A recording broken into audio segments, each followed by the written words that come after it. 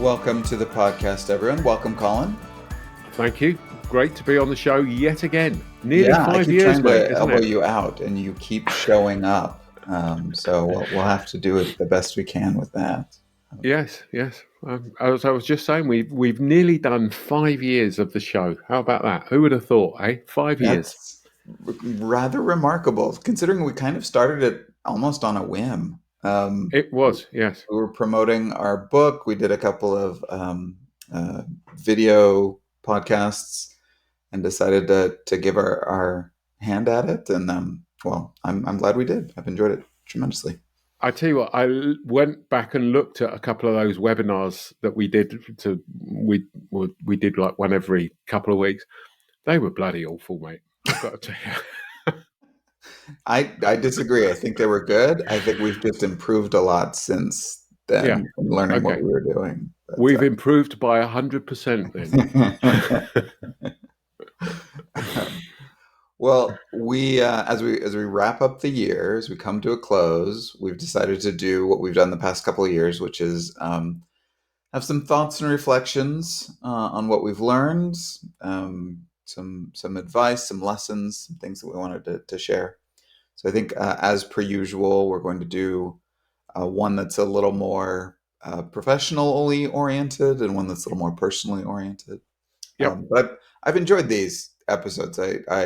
It's been nice to give myself an excuse to actually stop and reflect and think Yes. back on the year. It is. It's quite a cathartic experience, actually, Yeah, isn't it? Just to take a step back and go, what did I learn this year? yeah. No, So, so I guess that'll be my first mini lesson that I'll slip in before we get to our list is I'll encourage our listeners to do this too. It's some people I know do this on their own. Some yeah. people have to be nudged into it by podcasters, and so it has And when been you though. I wouldn't do this if we didn't have this episode to think about, and it's been nice. I've enjoyed this. yeah, and when you say do this, do you mean launch a podcast? Yeah. So go ahead and do that. Yeah, Also think about things that you've learned this year and things that you yeah, want to. yeah. Well, it could be that you learnt this year that you should be launching a podcast next year, and there's the Um, learning. Yeah, I don't know that we want to be like encouraging competition for us, Colin. That seems like a bad idea. Especially since we started off by talking about how terrible we were when we started. Anybody could be better than us. Go ahead and give it a try. Yeah, totally right. Yeah, there you go. All right. So, So I'll go first. I'll list off mine, and then we can just go back and forth. okay, So sounds good. mine is my first lesson or kind of thing that I've learned or that I've realized is that you can never go back to the way things were. Right. You can only progress into something new. So it That's seemed like that's that's deep. thank you. It seems like for most of the last 2 or 3 years, I guess it's been almost 3 years now. Um, we've just been waiting for things to return to normal, right? Obviously, Sure, there was COVID, and there was the huge lockdown, and then sure, once lockdown's over, things will get back to normal. And then sure, lockdown ended mostly, and then things were not normal because we still sure, had all the COVID, and then there were sure. supply chain issues, and then labor issues, and then a war and recessions, and Yeah. um, I realized as I was thinking back on this year. And I guess that kind of the trigger for it is I went to my first academic conference All in right. 2.5 years. Right. And this used to be a pretty regular part of my life. I'd go to 2 or 3 of these a year, Yeah. catch up on research. And so I was excited to get back to going to these more regularly. And it was great to see people in person and all of that. Yeah. But it wasn't the same. No. It all felt very different. And it made Yeah. me realize like I've been waiting for a long time for things to just go back. And they're never going to go back. Sure. No. Things are just different. And I don't know about you, but it's something I've been talking to Lorraine about, and that is, I always seem to. We always seem to say it will be okay when this happens. It will be when we get to America, because we go back and forth every couple of months basically. When we get to America, it'll be great because this will happen, or when we get back to England, it'll be great because that's going to happen. And it always, I said to Lorraine the other day, and Lorraine's my wife, as you're no doubt the listener is aware, is it just you're sort of constantly thinking about the future Mm. rather than the present, Yeah. basically. And I know that goes into that all mindful stuff, doesn't it? But it does. It feels like you shouldn't be thinking about what's going to happen tomorrow. You should be thinking more about what's happening today. Yeah. Neither tomorrow nor yesterday, as much as focusing on what's Yeah. right now. I think my But problem has been expecting that tomorrow will eventually be like yesterday well, was. that's what I was trying to build on, Yeah. which Yeah. is you know it will be okay when everything gets back to normal. Yeah. It will be okay when the pandemic's over. It will be okay when the gas prices come down. It will be okay when there isn't inflation. And guess what? It's never okay Yeah. I mean, because there's when always something else. or alternatively, it's mostly okay. Yes, It's never yes, the way that it was, but yes. we learn to deal with something new.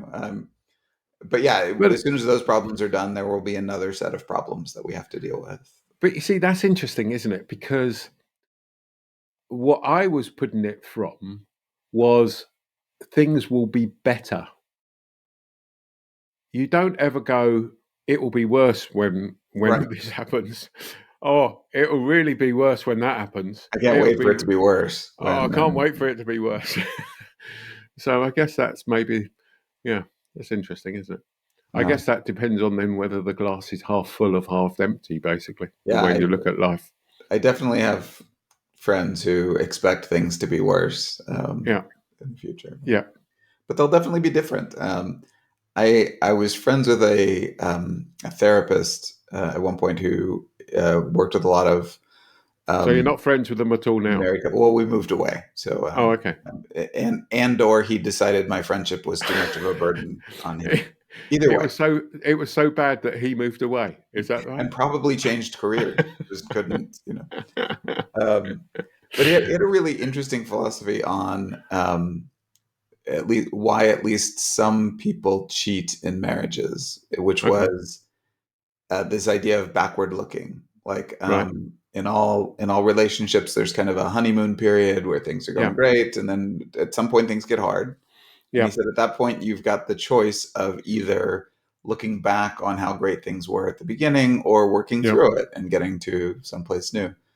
yeah, And and he said that in his opinion, a lot of times when people started other relationships, they were trying to recapture that newness, kind of yes, that beginning part. yes, And he even expanded it and said that that's why a lot of us like keep starting new hobbies or keep trying new things right. because at some point things get hard and then you either can work through it or you can kind of restart. And I think Sure. it's kind of a similar idea. Like Yeah, we we kind of have to move forward because there's no yeah, going back. And trying yeah, to recapture the past can lead to some problems. yeah. And that is that sort of whole concept around rose tinted glasses, isn't it? Yeah. Yeah, that's another good point. Things were actually not as good as we remember them No, being. no. I had dinner with friends the other night, and they haven't moved away, by the way, Well, not yet. mate. They're making plans. I have to tell you, with some of them, I live in hope. No, not at all. They're good. But one of the guys was saying, "Oh, it was so much better, years ago." Mhm. And it was this was better, that was better, and I went, "No, it wasn't." Yeah. I mean, he at the time was talking about the '60s. Yeah. And I was going, no, there was a civil rights movement. If you were black, it Hmm. wasn't a good time. Right. Just because, so child abuse would have been going on. There would have Mhm. been mass killings all around the world, and blah blah blah blah blah. So he was only interestingly enough picking out the things that were positive Yeah. and not reflecting on the things that actually had improved. Yeah, incredible. But there you go. Yeah. I Well, I guess mean, that's you human you and I've nature. done several episodes on memory and memory biases, and that's a real common one. Yeah, We when we look back, we often are selective, and yes, I think that feeds into this as well. Yeah. No, absolutely. Good. So Okay. yeah, so that's my first one. Quit waiting. If you're like me, don't be. Quit waiting for things to return to normal. There is no return.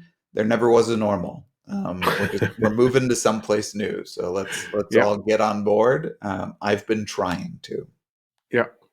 Yes. Good. Good. Good point. Well made. Good one. Thanks. So what's your first? So my first one's actually a business related one. I've got a business one and a personal one, and I'm going to tell you about the business one first of all. So the business one that I sort of suddenly thought about as I went through this process, because you're right, it is a cathartic experience. Was I was reflecting on, you'll know in England that we've gone through about 27 different prime ministers in the last Yes. 72 hours.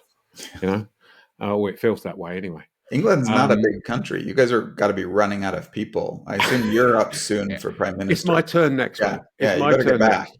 Yeah. Yeah, I have to. Yeah. Um, and just so everyone knows, this is not voted on by the public. This is Right. these is voted on by the local party. Parliamentary And system. yeah, so Boris Johnson gets kicked out. Then there's a big election, and it's taken over by Liz Truss. Okay, and Liz Truss was talking about growth and all those other wonderful things. Um, and in theory, well, you could disagree with them, but in theory, you're going for the message was going for growth, and she came in and she implemented this big growth plan, which basically was doing what Reagan did in the States and Thatcher did in the UK, in the 80s, which was cutting tax dramatically, etc., etc. Right now, I'm not going to go into the ins and outs of it, and I'm not trying to attack this from a political perspective. But I guess the learning for me was there was a big difference between what she did, and which caused a hell of a lot of problems in the market, Hmm. and what Thatcher and Reagan had done before that. And the difference was she was following a theory but didn't have a practical plan. Hmm. And as I thought about it, I thought, this sums up my company, Beyond Philosophy. Okay. And you'll know that the company name's Beyond Philosophy. And one of the things I've always tried to get over with that name is you've got to have a philosophy or a thought, but you've got to go beyond it and do something. And I guess my learning was, what she had was a philosophy or a thought, Hmm. cut taxes. What she didn't do was to think about how to practically implement it. It was just let's just announce it and the world will be fine, you Right. And know? the practical consequences of Yeah, following that because philosophy. it Yeah. was unfunded, it was many different things. Yeah. And now, ignominiously, she is now the shortest serving prime minister of in history of the Yes. UK, which is a long time. So that I wouldn't like that on my CV. And the, Um, and the second shortest, I believe, died of a heart attack. So yes, this is that's not right. a this is not a competition you want Yeah, to win. Yeah. no, I mean, it's just a nightmare. But it did for me. It did as I was listening to all this lot play out. I was thinking, yeah, the theory's there, but it was interesting because under Thatcher and that they didn't actually do the tax cuts until much later in a Mhm.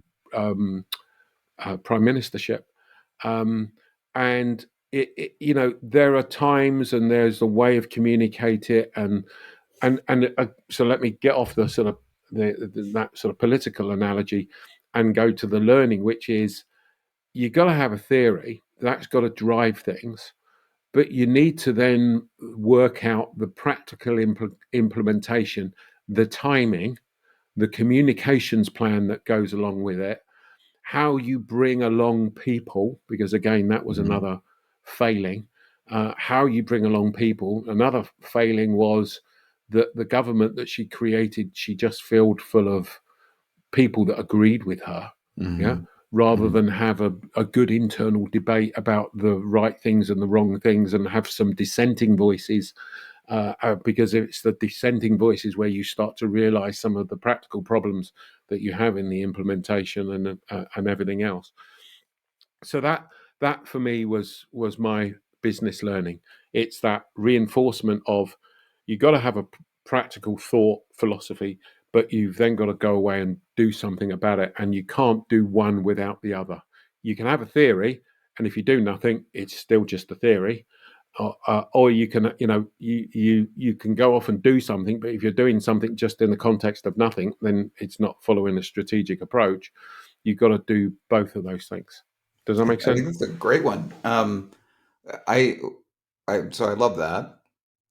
I also think there's a problem in business often where people over apply their theories. They kind of fall in love with their theories. And Yeah, that might have been also what was happening under the Truss government, where we had this theory about cutting taxes leading to growth.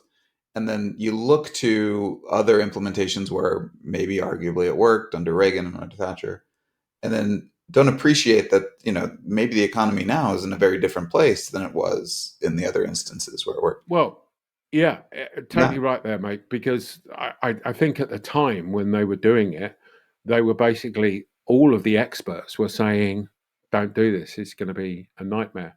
The irony is, I don't know if you know this, but the guy that's the prime minister now, Rishi Sunak, called it fairy tale economics.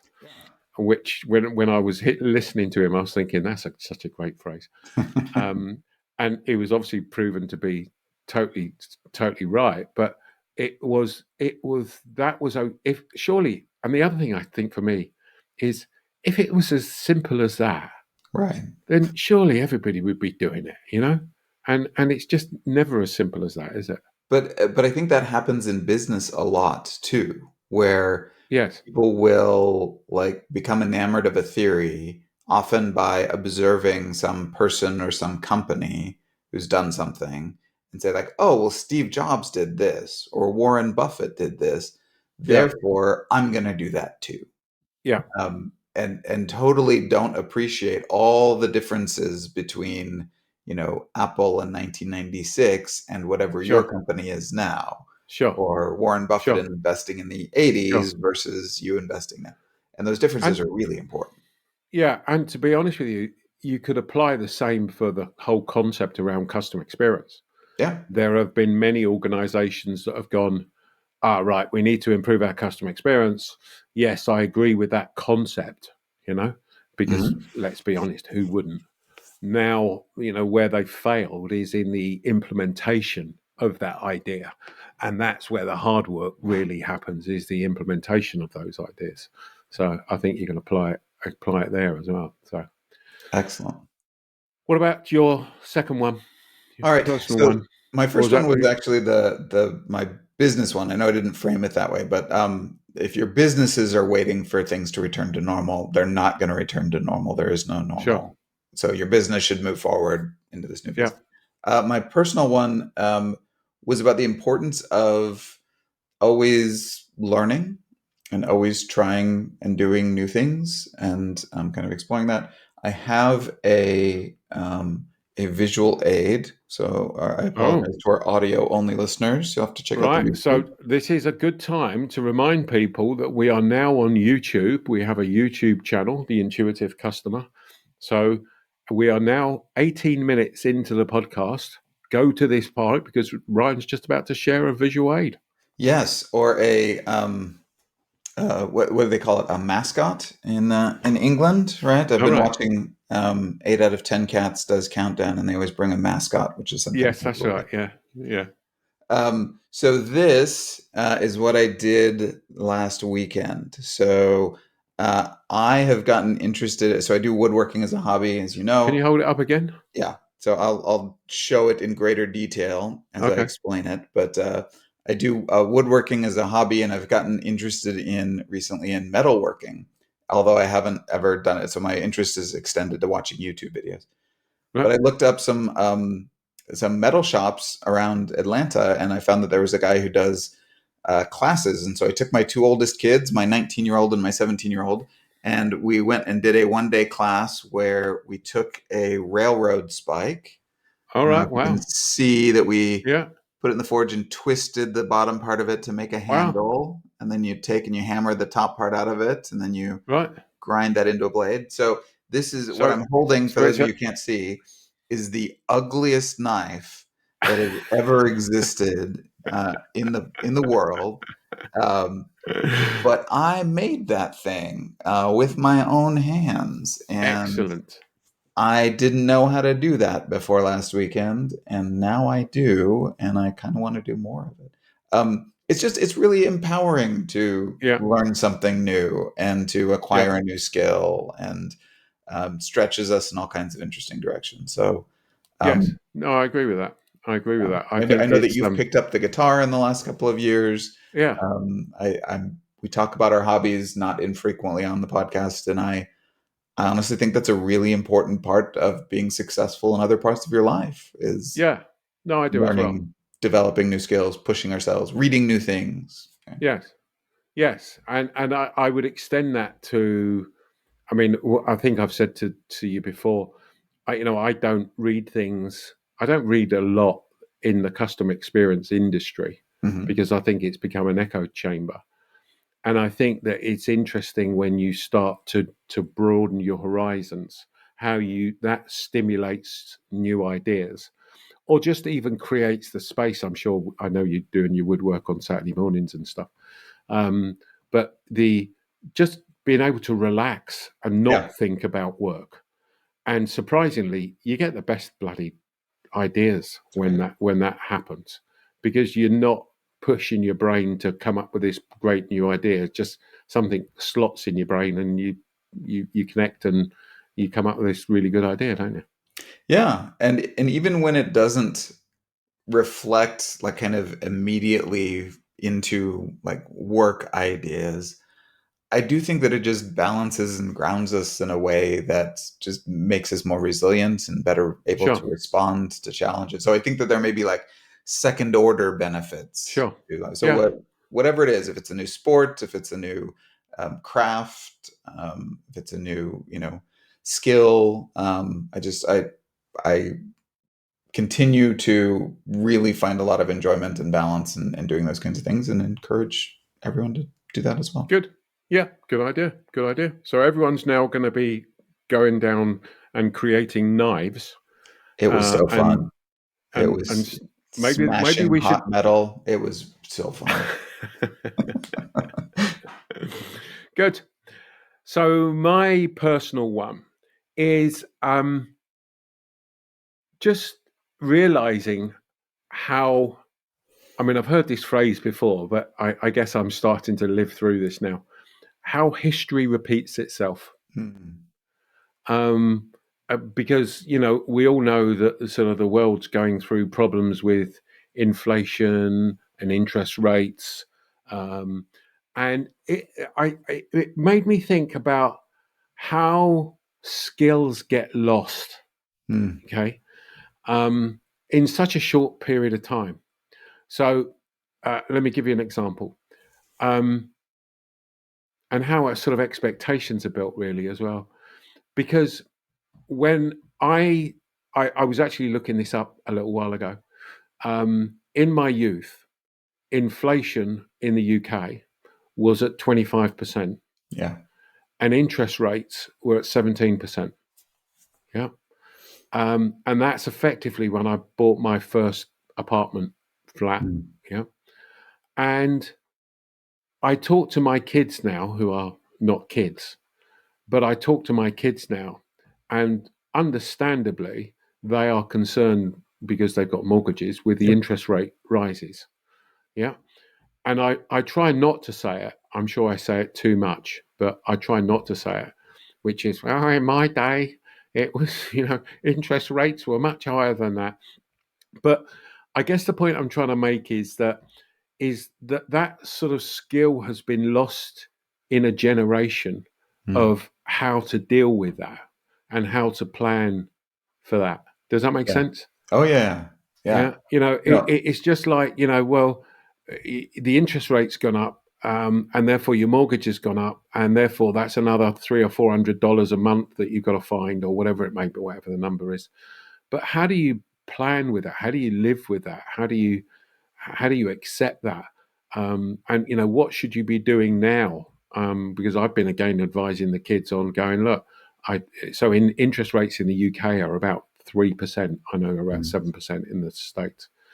But I've been saying to the kids there in England, my kids in England, look, I think it's going to go to 7%, and you got to plan for that now, Yeah. because if you don't, you're going to have a problem, basically. Does that make sense? So Oh yeah, yeah. No, my learning is how history repeats itself and how skills get lost. yeah. No, I mean, I don't know how many of our listeners are significantly younger than you and I, and so maybe don't have direct experience, but our parents and grandparents generations, I still knew growing up people who lived through the Great Depression, Yeah, and seeing how that impacted their financial habits for the rest of their yes, lives, and the way yes, that their relationship with money, and it was foreign to me. I mean, I had one of my wife's relatives would still, like, you know bury jars of coins in the yard, or sure, precious metals in the air, because there's still this kind of lingering distrust of banks, and it's so weird to me. yes, But then, there's a generation of young adults now who essentially came of age during an extendedly weird period where government interest rates were essentially zero, yes, and that's which how is their crazy. financial habits have formed.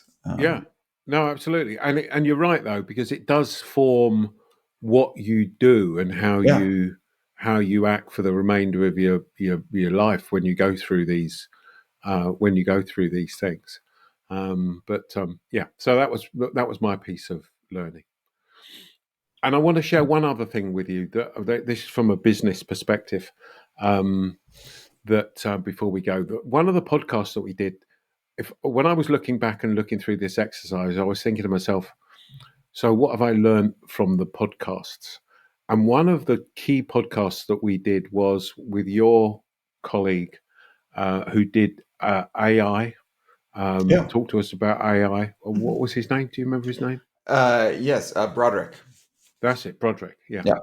And he said one I'm phrase bad with which names, and you put me on the spot like that, Colin. Broderick Turner, great guy, Broderick Turner. very That's right. interesting Yeah, it was very podcast. good. Yeah, we'll put a link in the show notes. And he said, and he was quoting from somebody else, but AI AI is just bias written in code. Yeah, And it was one of those times, and I thought, bloody hell, yeah, yeah, clearly it must be, because however you're sort of brought up, whatever your beliefs, whatever you have, and you're now writing code, you're embedding that bias yeah, into it, whether consciously or subconsciously, you're embedding that bias into that. And that was a bit of a bloody hell moment for me, I have to say. yeah. Made me No, think it about was a great it. one. I enjoyed that. We've had a couple of experts on to talk about AI from various perspectives, and what made Broderick's perspective interesting is he's a little bit of an AI skeptic, Yeah, and that's a refreshing perspective to yeah, take in, as we sure. kind of try to Yeah, get our yeah, arms around this big new change that's coming. yeah. No, absolutely. Good. So I think that brings us to a close. Yeah. Very good. Good. Well, this So is a relief, Colin. I've got a whole year before I have to learn something else, and report on that. I'll, So I'll that's send you a list of things that you should be learning. And ironically, this podcast is coming out on the 24th of December. that's right. So I am sure that everyone's waking up on Christmas Eve, Yes, tuning in yes. because they can't wait to hear what we've got to say. Gather the Um, family around the fireplace and listen to the Absolutely. podcast Yeah. together. Yes. Get your daggers out that you've made down the local steel mill or whatever it may be. Absolutely. But if you are listening and you haven't had Christmas yet, or you've just had Christmas, have a Merry Christmas. Hope you all have a good time, and we'll be talking to you in a week's time. Thanks very much, everybody. Cheers.